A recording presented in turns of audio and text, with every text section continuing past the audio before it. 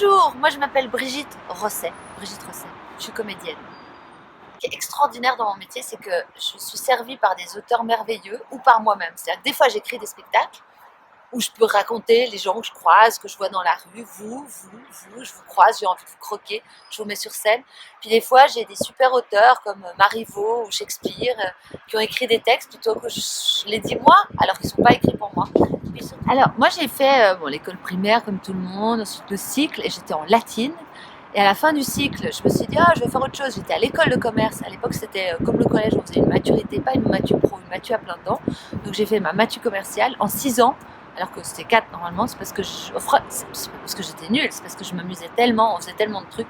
C'est là où j'ai commencé à rencontrer des copains et à faire des spectacles. On jouait dans les cafés-théâtres et tout ça. Il y avait des petits restos où on faisait des sketchs à Genève. Et puis, il n'y avait pas YouTube, donc on ne pouvait pas encore balancer des trucs sur YouTube. Et puis en sortant de ma matu, je me suis dit, je vais quand même prendre quelques cours de théâtre. Donc je me suis inscrite au conservatoire de théâtre.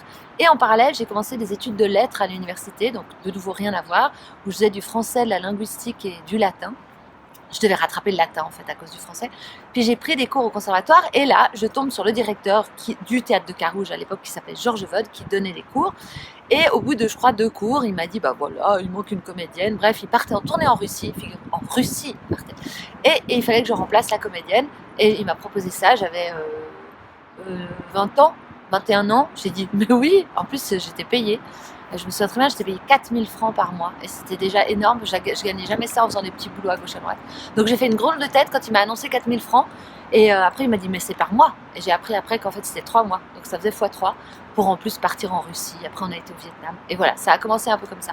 Et j'ai jamais fait vraiment d'école de théâtre. Je crois que ce qui a été déterminant dans mon parcours, c'est que j'ai eu la chance de tomber sur les bonnes personnes au bon moment. J'avais envie de faire ce métier, finalement, en fait, j'en rêvais pas. Je me suis jamais dit à 18 ans, je rêve d'être comédienne, je faisais ça pour m'amuser. J'ai rencontré ce directeur du théâtre de Carouge dont je vous parlais tout à l'heure. Puis ensuite, j'ai rencontré aussi Philippe Cohen, avec qui on avait créé la compagnie Confiture. Puis après, j'ai rencontré, je pourrais faire des listes. En fait, tous les projets que j'ai, c'est des rencontres avec des gens. Et c'est comme ça que j'envisage ce métier. Il y a une chose qui est sûre, c'est que pour faire ce métier, il faut y croire, parce que c'est pas évident. La sécurité de l'emploi, en règle générale, dans tous les emplois, c'est pas assuré, mais je veux dire, dans nos métiers, c'est quand même compliqué de toujours dépendre du désir des autres. Si on n'écrit pas soi-même ces spectacles, on doit attendre que les autres nous appellent. Donc, de la persévérance, il faut y croire, il faut de l'imagination, et puis il faut avoir gardé quelque chose de l'enfance en soi.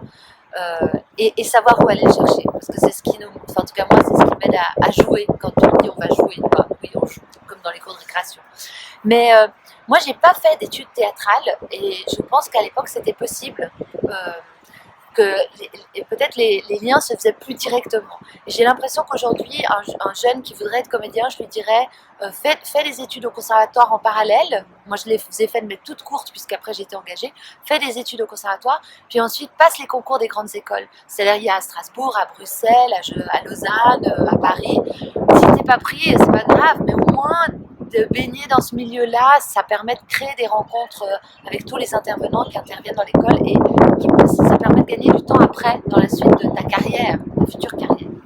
Si vraiment le théâtre, ça t'intéresse, ce que je te conseille, c'est va voir des spectacles. Va voir des spectacles de tous les styles. Parce qu'après, tu te diras, mais en fait, moi, j'aime mieux plutôt ça ou j'aime mieux plutôt ça. Puis il y a ce qu'on aime en tant que spectateur, puis après, il y a ce qu'on aime faire.